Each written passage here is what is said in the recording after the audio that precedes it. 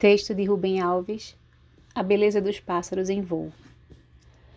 Li que na antiga tradição samurai, quando um guerreiro recebia a ordem de cometer o suicídio ritual, chamado seppuku, antes do gesto final, ele deveria escrever um haikai. Haikai são poemas mínimos nos quais a condensação poética é levada ao seu grau máximo. A morte exige brevidade de palavras, porque o tempo é curto. E sendo curto o tempo, as palavras devem dizer o essencial. Estou completando 70 anos. O tempo é curto. É preciso aprender a escrever haikais. É preciso dizer o essencial.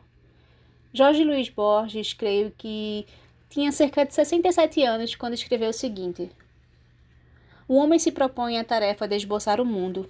Ao longo dos anos povoa um espaço com imagens de províncias, de remos, de montanhas, de balas, de naves, de ilhas, de peixes, de habitações, de instrumentos, de astros, de cavalos e de pessoas.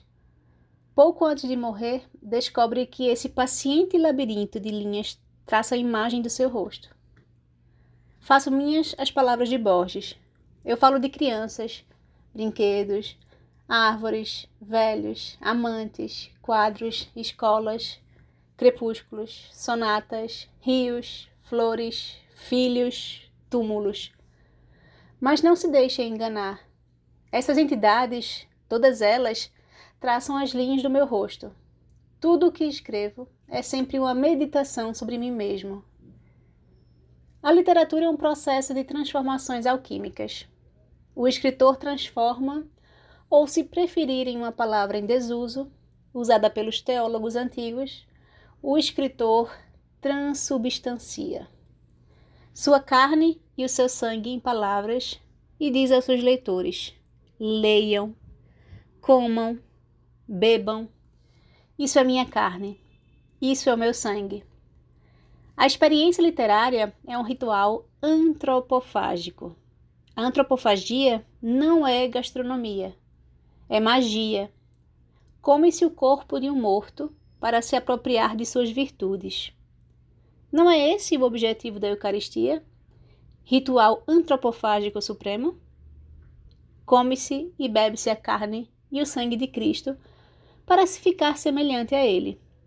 Eu mesmo sou o que pelos escritores que devorei, e se escrevo é na esperança de ser devorado pelos meus leitores.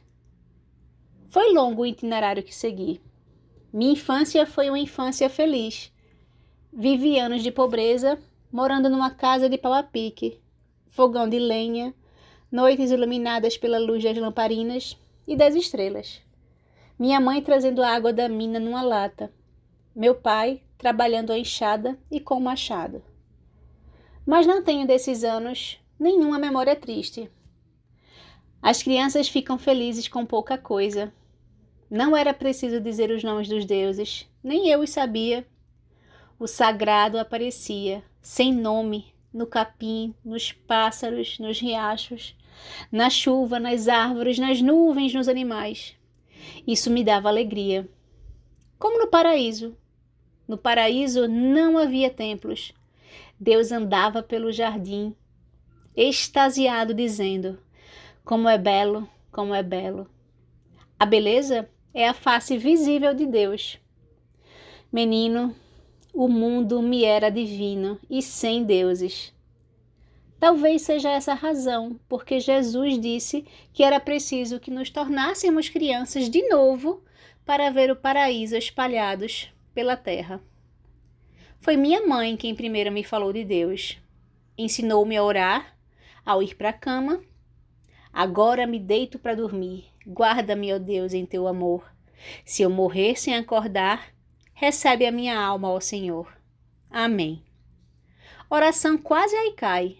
Uma alma que sobrevive à morte e vai para algum lugar. Há um Deus que é o Senhor do mundo depois da morte. Meu sentimento foi medo.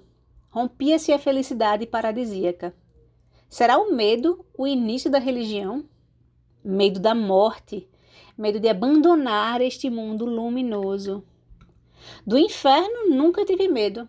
Talvez tenha sido essa a razão porque nunca consegui ser ortodoxo.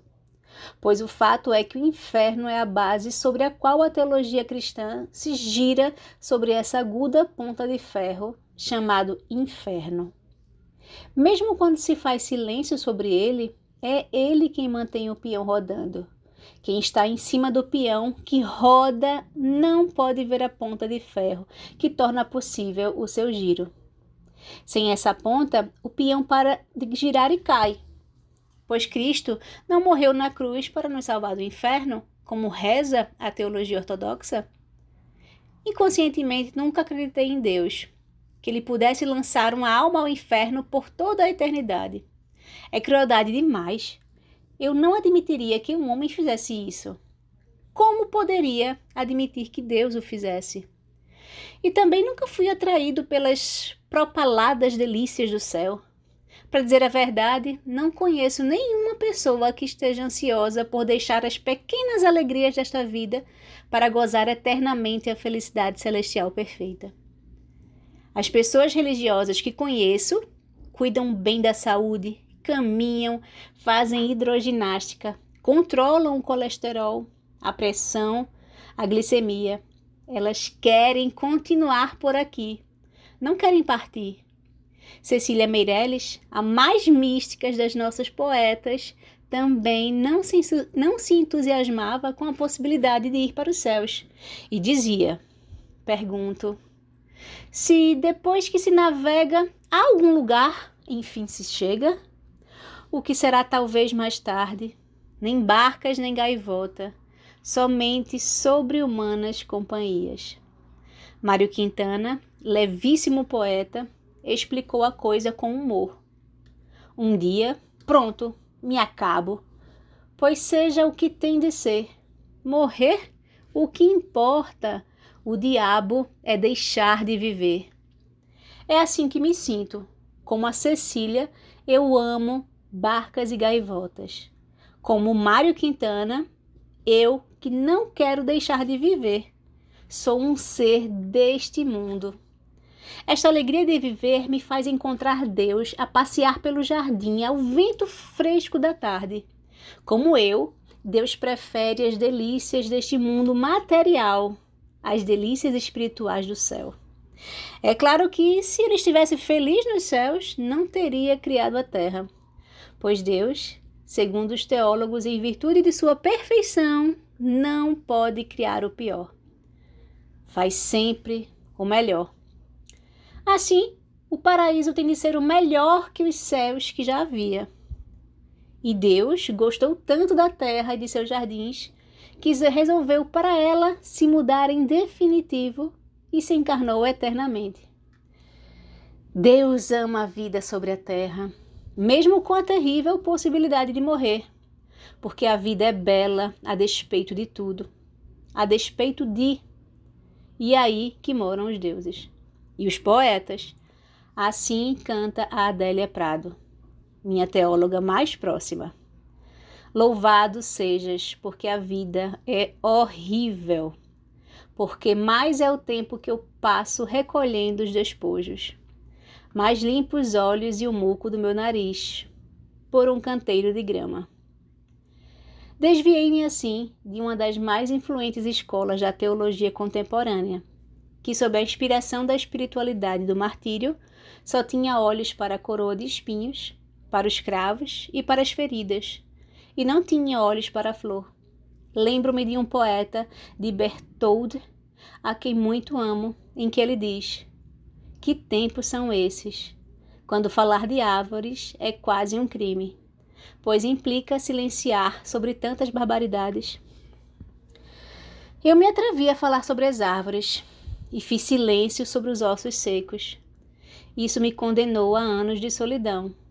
Mas se falei sobre árvores, é porque acredito que são os poemas sobre árvores que ressuscitam os ossos secos espalhados no deserto. Visões de ossos secos não têm poder para dar a vida aos ossos secos. Imaginei uma política que nascesse da beleza. Lutam melhor os que têm sonhos belos. Somente aqueles que contemplam a beleza são capazes de endurecer, sem nunca perder a ternura. Guerreiros ternos, guerreiros que leem poesia, guerreiros que brincam como crianças. Assim, abandonei as inspirações éticas e políticas da teologia, justificação pelas obras, e deixei-me levar pela felicidade estética, justificação pela graça. Eu vi Deus que era muito bom. O paraíso é, antes de tudo, um belo quadro, diz Bachelard. Alegria para os olhos, alegria para o corpo. Deus em oposição aos seus adoradores, que fecham os olhos para vê-los melhor. Abre os seus e se alegra. O ato de ver é uma oração. O místico não se encontra no invisível. O místico se encontra no visível. O visível é o espelho onde Deus aparece refletido sobre a forma da beleza. Deus é um esteta. Quem experimenta a beleza está em comunhão com o sagrado. Me acusarão como me acusaram. Uma opção aristocrática para poucos. Sim, se acreditar que os humildes e pobres são criaturas embrutecidas pelo sofrimento, com sentidos e almas insensíveis. Mas eu creio assim. Creio que dentro de todos mora adormecida a nostalgia pela beleza. Estou apenas fazendo eco a um poema que se encontra incrustado nas Confissões de Santo Agostinho. Perguntei à terra, perguntei ao mar e às profundezas, entre os animais viventes, as coisas que rastejam. Perguntei aos ventos que sopram, aos céus, ao sol, à lua e às estrelas, e a todas as coisas que se encontram à porta da minha carne. Minha pergunta era o olhar com o que os olhava. Sua resposta era sua beleza. Neruda, em Confesso que Vivi, declara que foi através da estética que ele encontrou o caminho para a alma do seu povo. Também os humildes e os pobres se alimentaram da beleza. Eu nunca imaginei que seria escritor. Não me preparei para isso. Conheço pouco da tradição literária. A literatura me chegou sem que eu esperasse, sem que eu preparasse o seu caminho. Chegou-me através de experiências de solidão e sofrimento. A solidão e o sofrimento me fizeram sensível à voz dos poetas. A decisão foi tomada depois de contemplar 40 anos. Não mais escreveria para os meus pares do mundo acadêmico, filósofos ou teólogos. Escreveria para as pessoas comuns. E que outra maneira existe de se comunicar com as pessoas comuns, senão simplesmente dizer as palavras que o amor escolhe? Fernando Pessoa declara que a arte é a comunicação aos outros de nossa identidade íntima com eles. Toda alma é uma música que se toca. Quis muito ser pianista, fracassei. Não tinha talento, mas descobri que posso fazer música com as palavras. Assim, toco a minha música. Outras pessoas, ouvindo a minha música, podem sentir sua carne reverberando como um instrumento musical.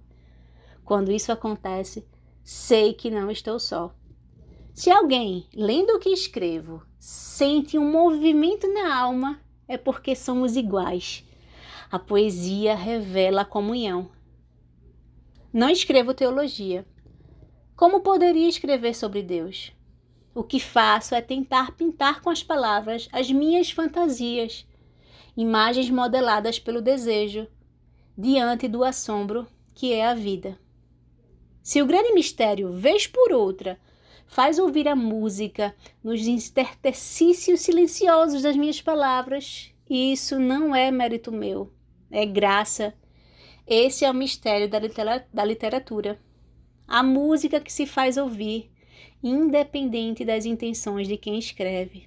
É por isso que poesia, como bem lembrou Guimarães Rosa, é essa irmã tão próxima da magia. Poesia é magia, feitiçaria. O feiticeiro é aquele que diz uma palavra e, pelo puro poder dessa palavra, sem o auxílio das mãos, o dito acontece. Deus é o feiticeiro mor. Falou e o universo foi criado. Os poetas são os aprendizes de feiticeiro. o desejo que move os poetas não é ensinar, esclarecer ou interpretar. Essas são coisas da razão. O seu desejo é mágico, fazer soar de novo a melodia esquecida. Mas isso só acontece pelo poder do sangue do coração humano. Escrevi, faz muitos anos, uma história para minha filha de 4 anos. Era sobre um pássaro encantado e uma menina que se amavam. O pássaro era encantado porque não vivia em gaiolas. Vinha quando queria, partia quando queria. A menina sofria com isso porque amava o pássaro e queria que ele fosse seu para sempre. Aí ela teve um pensamento perverso. Se eu prender o pássaro encantado numa gaiola, ele nunca mais partirá e seremos felizes, sem fim. E foi isso que ela fez. Mas aconteceu o que ela não imaginava. O pássaro perdeu o encanto. A menina não sabia que para ser encantado, o pássaro precisava voar. Dei-me conta de que essa história é uma parábola da teologia. Existe sempre a tentação de prender o pássaro encantado, o grande mistério em gaiolas de palavras.